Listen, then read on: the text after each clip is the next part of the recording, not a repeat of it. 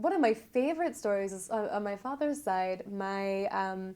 So my grandfather was one of 7 children, and he was actually he was the first to be born in the United States. So when his mother came to this country, she was pregnant with him, and she had him in this country.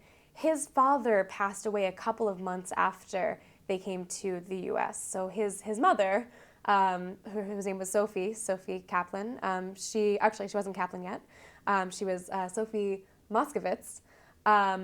No, she was Sophie Caplan. I'm sorry, I'm telling this wrong. So she had 6 children, one of whom was a newborn, and she had no husband and no, she didn't speak the language. She really had no way to provide for her children. So she was very desperate. She was in a very, very bad situation at that point. And she was also, however, very beautiful.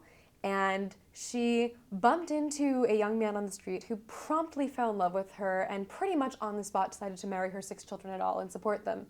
And not only did he decide to marry her 6 children and all, newborn and all, and support them, but he decided that it would be too traumatic for the children to have everybody change their names to his last name. So he changed his last name to Caplan so that everybody would have the same last name. So it's actually really an unusual story of a man, at turn of the century, changing their last name to their wife's last name for the sake of the kids.